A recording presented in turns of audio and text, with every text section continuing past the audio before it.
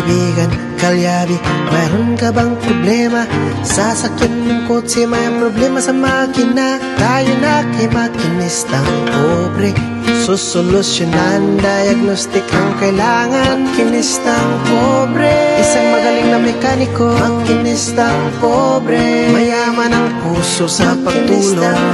Mag-subscribe na kayo.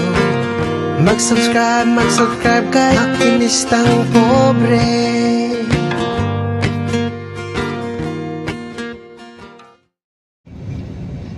Alright, so ito at nandito tayo ngayon sa sasakyan ngayon. Kasama natin ngayon. Pasahero tayo ngayon. At yan po yung may-ari. So huwag kayo magtaka dahil pupunta po kami ng GMA Cavite. At may kukunin po akong sasakyan doon. Papagawa sa atin Toyota Big Body. So kung ano man ang mga problema nun, abangan nyo po sa mamaya. At makikita nyo rin kung ano yung ating dapat gawin doon sa sasakyan na yun. Kasi na-stock, na-stock. So umaandar naman at namamalya-malya daw. Ayan. So kung anong problema nun, abangan nyo po sa aking vlog. At makikita nyo mamaya. So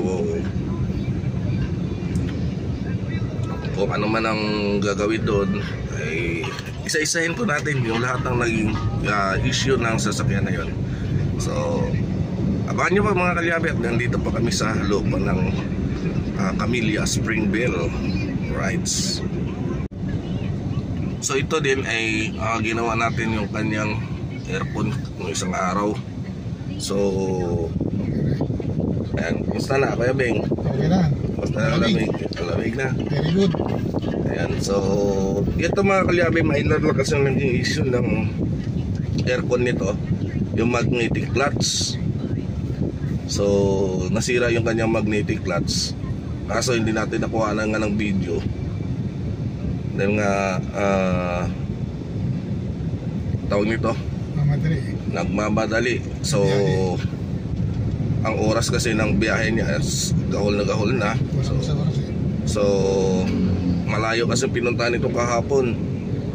Kaya isang araw, kaya hindi natin nakuha na ng vlog at sobrang rush yung paggawa. At buti na lang ito, lamig ba? Lamig. Yan, so sobrang lamig na ngayon ng aircon. Hindi ka din naman. Dito ba dyan? Oo. Saan? Sige. Doon din yung labas. Balik tayo. Hindi, okay lang. Kaso may gate din eh. Walang gate yan dyan. Walang bayad? Wala. Hindi ko alam daan dyan. So hindi niya pa pala kabisado yung shortcut dito. Hindi ko alam daan dito. Ano yun, yung Vidos? Saan ang Tagus? Doon, so may stoplight. Ganon? Mas maganda ron. Hindi ko alam. Hindi tayo sit tayo sa gate doon. Walang ano dyan. Kasi wala akong sticker ng kami. Ay, wala ka namang sticker ng kami. Kaya pala sabi ko, saan kaya mga Tagus mga sasakyan ko? Diyan pala yun. Kaya naman dumadaan eh. Dapat natakadaan tayo para nalaman ko ito. Ako lang.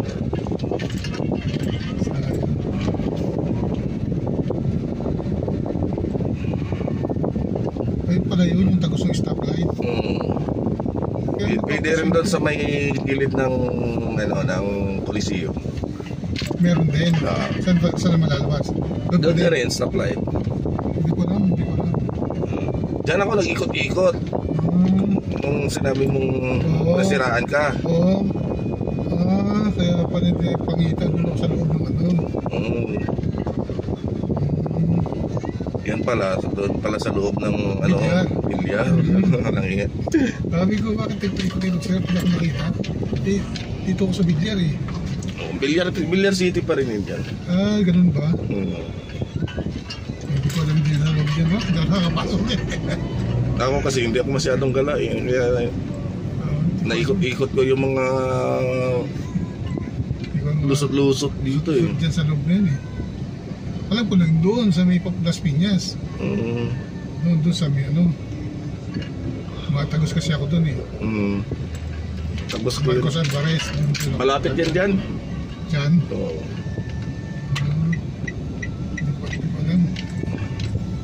Anak, naituro mo kagad, nalaman ko yun. Doon ako dadaan lagi. Stoplight na mismo labas mo. O kaya nga, stoplight doon, no? Sabi ano, nakatagos na lang ako. Tatawid ka lang sa kabila. Tatawid lang ako. Right. So, marami kasi dito mga kalyabi yung ano, yung mga bagong kalsada na palusot-lusot lang. So, Kabisado. hindi niya pa kasi kabisado masyado.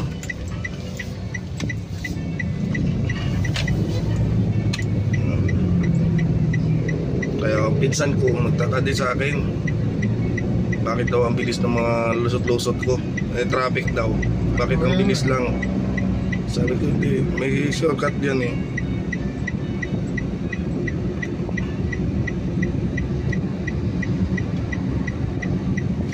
Dito yun, no? Yan, yan ang lawas yan. Sayang, tawid lang sa ano. So, dito mga kalyapin, ganda ng kalsada dito, patagos ng GMA, pwede rin tumagos ng dito sa may papuntang San Pedro. Ayan, papakita ko sa inyo mga kalyapin. Ayan, so napakaganda ng kalsada dito. Ayan. Ang lawak ng kalsada dito mga kalyabe. Ito yung Villar City. Pwede ka tumagos dito ng papuntang Dasmariñas. Pwede ka rin tumagos papuntang San Pedro. Ako pag pumupunta ako ng San Pedro doon sa kila Utol Catano, dito ako dumadaan kasi mas mabilis dito. Walang traffic. Yan kasi dalawang stoplight pa madaanan mo. Dito wala.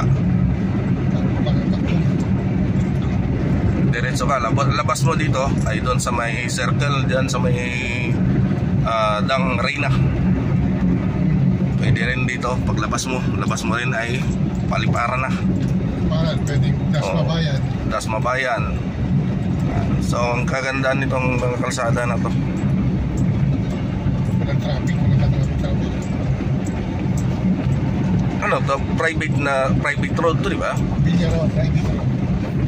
Private road ba to, government project na kalsada pa rin? Hindi ko alam na ito private. Private eh. Private. Villar City. Oo, Villar City.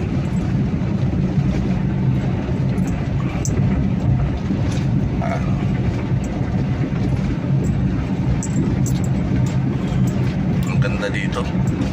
Ito mga kalyabe, pag natapos develop to, mas malawak pa to kaysa sa BGC. Parang style BGC natin eh. Marami nang ginagawa dito eh.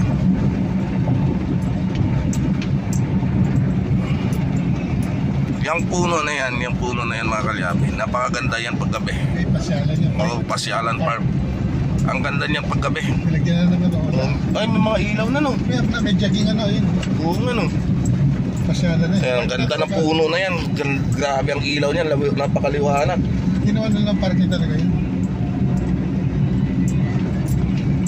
May entrance, wala? Wala. Gabi lang. Free. Free? Oh, free. May pass nga dyan minsan yung mag-inap. Oh, ganda dyan sa gabi. Nagpupunta ako dyan mag-gabi. Galing ako GMA. Pinada ko dyan yung mag-inap eh. Sige, angkat kayo dyan. Nakandakad kayo dyan. Dami nagpupunta dyan. May iba nagkakain na dyan sa ano.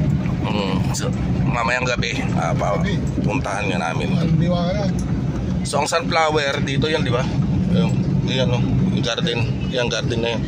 Ganyan dati. Pero sa summer pa yun. Sa summer pa makikita ang sunflower dyan mga kalyabe. Ang ganda din ng mga sunflower dyan.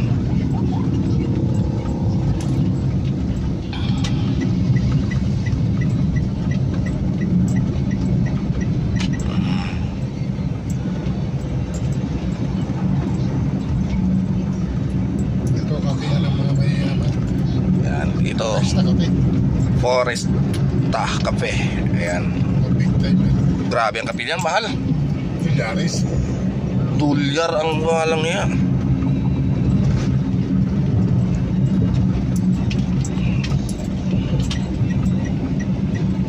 Yan. Ang daming nakatambay din na mayayaman paggabi. Dami. Tayo nagmi-meeting-meeting din.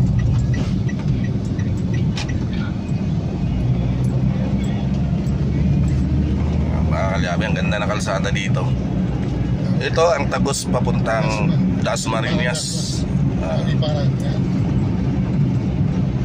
So pwede kayong tumawid papuntang Tagos ng Dasmabayan, pwede kayong kumaliwa o kumanan papuntang Paliparan or Salawag.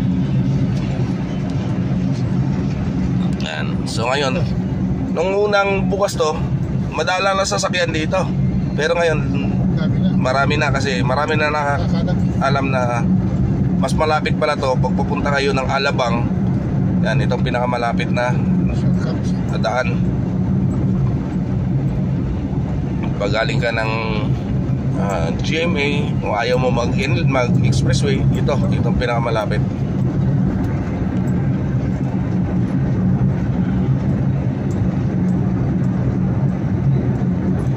Ito ang pinakamabilis na daanan. Ang ganda niyan.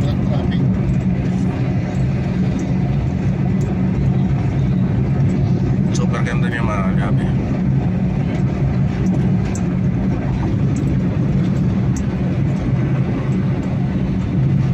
Lawak dito ng kalsada.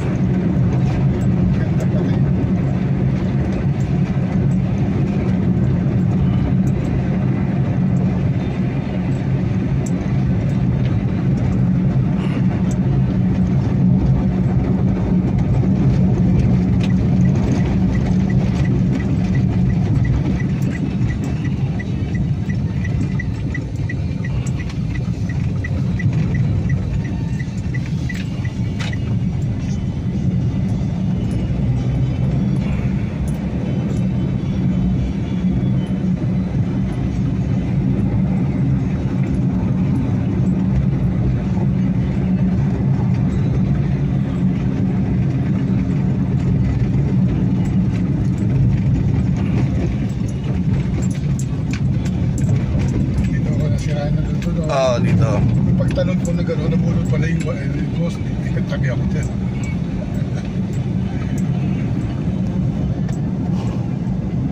Kaya pagtanong ko yung gasolina. Patangapon na pala yun.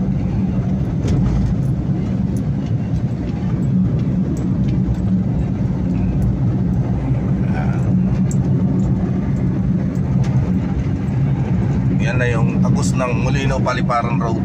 Yan sa kabila unahan.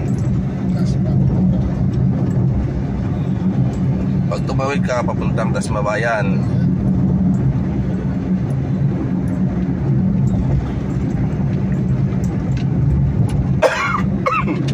ang ganda no? Luwag ng kalsada. Yan, Paliparan GMA. Yan, papakaliwa. Dumiretso ka papuntang Bayan Dasma. Ay, may ginagawa na palang ano doon, establishmento, no? Oo, yun. Pero na. Pag papunta ka rito sa kanan, papuntang Molino or Salawag. Yan. Ginagawa na sila ron.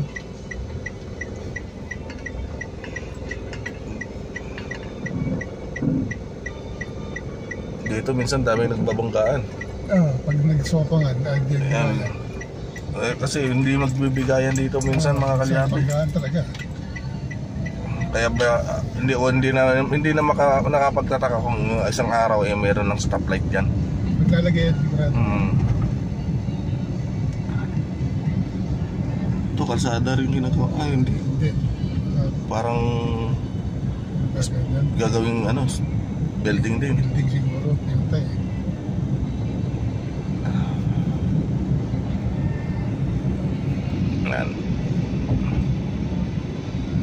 Dito rin ang bilihan ng piyesa ng mga Ford, tawag nito Chevrolet dito kay GMCC.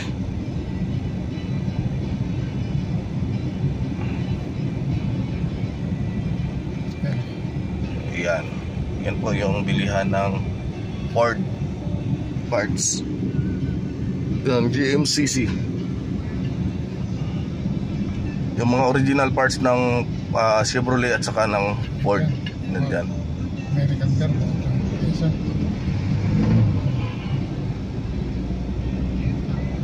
Shout out kay Boss John. Ayan, yan si Boss John na may-ari dyan.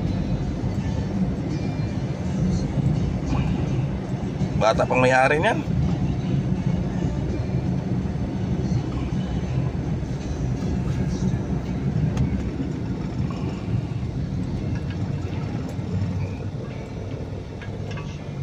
Ganda ng Fortuner.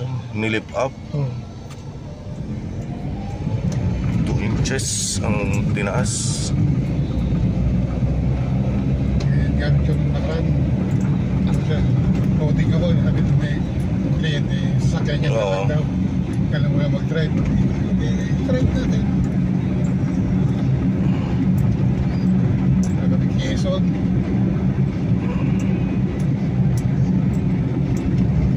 Sabi niya, Pag, ang bilis natin. Magtanong kami yan, tagal namin. Yung bilis ng takbo natin eh. Yung sarap gawin din ng sasakyan mo, patuloy.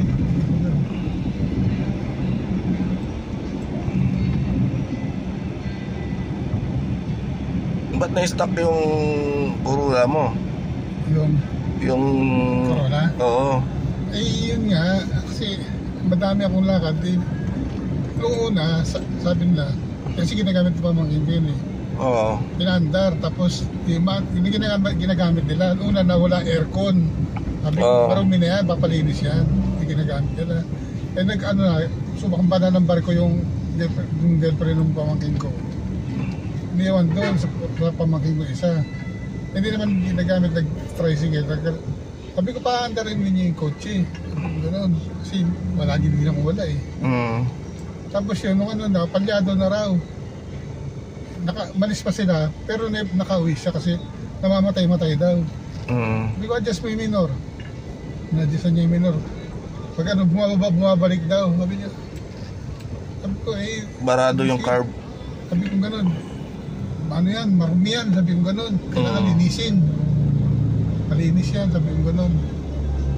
Yun, tapos nung in-stock na naman. Kaya nung in-stock nila, ayaw na. Sabi ko, andar yan, paamuyin ng gasolina. Pinahuli na. Sabi niya, mandar nga. Ayun, dali nyo rito. Tapos para ano, kasi in-stock doon sa garahe. Bilang baka lote. Dali nyo rito. Sabi niya, ayaw mandar kasi ano. Tapos naman, mandar na. Pero lumagatok yung ano. Nagulat yun kasi ang preno nun dumikit sa brake drum. Sabi ko kasi naka-stock doon, kumapit na. Sabi ko gano'n. Note mga kalyabe ha, kapag ang sasakyan ninyo ay ipaparada po ninyo ng matagal, wag ninyo pong i-handbrake. Kakapit yan eh. Kakapit po yan sa brake drum kasi magkakaroon po yun ng moist, babasa po yan, kakapit po yan. At magkakaroon ng kalawang, kakapit doon sa inyong brake drum. Ay, gumulong. Pero dapat naka-release lang, kakapit yun. Kalso lang. Tama na yun. Ngayon dito naka-stock na handbrake, kumapit, sabi ko gano'n. Minsan yung ano, sa sobrang stock din ko minsan, yung clutch lining, kumakapit din sa flywheel. Maraming pwedeng maging dahilan. Right, so dito na kami sa may paliparan. Kaya ano na yun, tirayan mo na yun, lahatin mo na, minus na natin lahat. Kung kailangan i-change oil mo na rin kasi tagal na nung naka-stock eh. Tapos kung kailangan magpalit ng spark plug, palitan mo na. Yung aircon, lilinisin yun eh. Sabay-sabay mo na yun.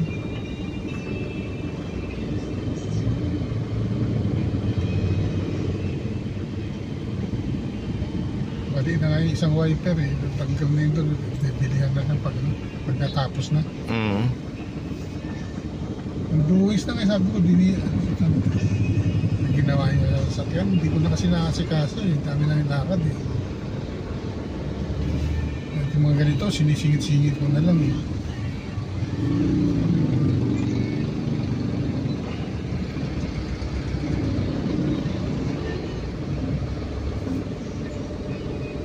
Kasi na ano, pag walang magamit, ako ano, mayroon mo na sandali, yung puntan eh. Kami na abala. Sabi ko, pwede ganyan eh. Isan, ate ko nagagalit na bakit daw paspas ka ng paspas. Yung kausap mo, wala tayo sa oras. Sabi ko gano'n, no? Hindi ka papaspas, hindi na aabot. Sabi ko gano'n. Sabi ko, sige, ano yan, pagawa. Sabi ko gano'n. Nahirap ka eh. Ito kung malalapit lang pinupunta, may isa naghahabol ako sa oras.